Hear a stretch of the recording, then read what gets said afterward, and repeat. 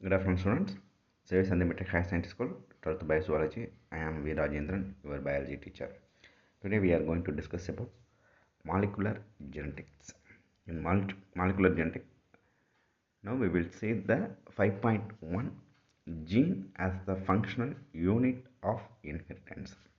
மரபு கடத்தலின் செயல் அழகாக மரபணு. இங்கே நமக்கு தெரியும் ஜீன்னா மரபணு. த ஃபண்டமெண்டல் யூனிட்னா செயல் அழகு, ஃபங்க்ஷனல் யூனிட். ஃபண்டமெண்டல் கிடையாது, இங்கே functional unit. Gene as the functional unit of inheritance. Functional unit means செயல் அழகு. இன்ஹெரிட்டன்ஸ்னால் மரபு கடத்துதல் செயல். கடத்தல், இன்ஹெரிட்டன்ஸ்னால் கடத்தல். ஒரு தலைமுறையில் இருந்து அடுத்த தலைமுறைக்கு கடத்துதல், அந்த செயலுக்கு தான் இன்ஹெரிட்டன்ஸ். இங்கே பார்த்தோம்னா மரபு கடத்தலின் செயல் அழகாக மரபணு உள்ளது. இதை பற்றி தான் இன்றைக்கி நம்ம பார்க்க போகிறோம். A gene is a basic physical and functional unit of heredity. ஜீன்றது மரபணு.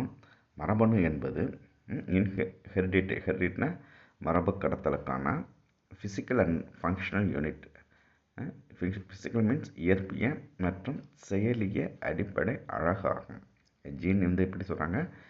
மரபணு என்பது மரபு கடத்தலுக்கான இயற்பிய மற்றும் செயலிய அடிப்படை அழகாகும்.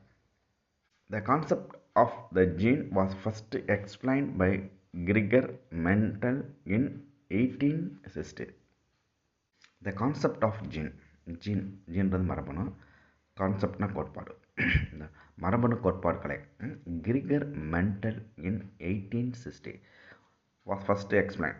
ஃபஸ்ட்டு யார் விளக்குனான்னு பார்த்தோம்னா கிரிகர் மெண்டல் 1860 அதை பற்றி எக்ஸ்பிளைன் பண்ணி சொன்னார், விளக்கி சொன்னார்.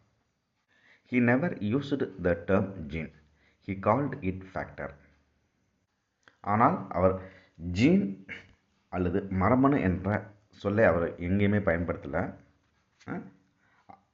அதை அவர் என்னது காரணி என்றே அழைத்தார். ஃபேக்டர்ஸ் மீன்ஸ் காரணி. அவர் என்னது மெண்டல் ஜீன் அல்லது ஜீன்ற வேர்டே அவர் யூஸ் பண்ணல. அதுக்கு பதில் அவர் என்னது ஃபஸ்ட் எப்படி யூஸ் பண்ணியிருக்காரு? ஃபேக்டர், காரணின்ற வேர்டை தான் யூஸ் பண்ணியிருக்காரு. In 1909, the Danish biologist Wilhelm John Hansen coined the term gene that was referred to discrete determinants of inherited characteristics. 1909 என்னது டேனிஷ் நாட்டை சேர்ந்த அந்த பயாலஜிஸ்ட், உயிரியல் வல்லுநர் வில்லியம் ஹெர்ம் ஜோஹன்சன், இவர் தான் என்னது டேர்ம் த ஜீன், மரபணு என்ற சொல்லை முதலாக உருவாக்கினார். That was referred to discrete determiners of inherited characters. Inherited characters means characteristics means கடத்தக்கூடிய அந்த பண்புகளை. டிட்டர்மைனர்ஸ்னால் நிர்ணயிக்குது. இதுதான் என்னது அந்த ஜீன்ற மரபணு தான் என்னது அந்த கடத்தக்கூடிய இந்த பண்புகளை இந்த ஜீன் தான் நிர்ணயிக்குதுன்றது அவர் சொல்லியிருக்காரு. பாரம்பரியமாக கடத்தப்படும் பண்புகளை இவை நிர்ணயிக்கின்றன என்பதை இவர் சொல்லியிருக்காரு. அந்த ஜீன்றது தான் என்னது பாரம்பரியமாக கடத்தக்கூடிய அந்த பண்புகளை நிர்ணயிக்குதுன்றது இவர் தான் ஃபஸ்ட்டு சொல்லியிருக்காரு. இவர் தான் ஃபஸ்ட்டு என்னது ஜீன்ற வேர்டையும் கொண்டு இதுக்கு விளக்கத்தையும் கொடுத்துருக்காரு.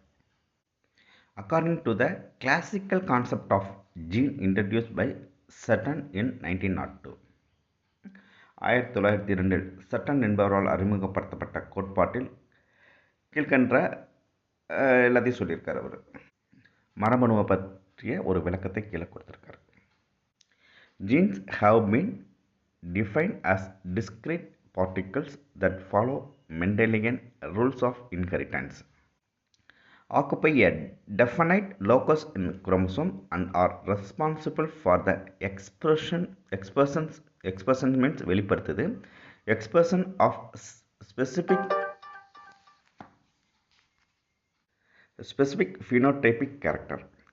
They show the following properties. ஜீனை பற்றி இவர் என்ன சொல்லியிருக்காருன்னா, இது என்னது ஸ்பெசிஃபிக் ஃபினோடைபிக் கேரக்டர்.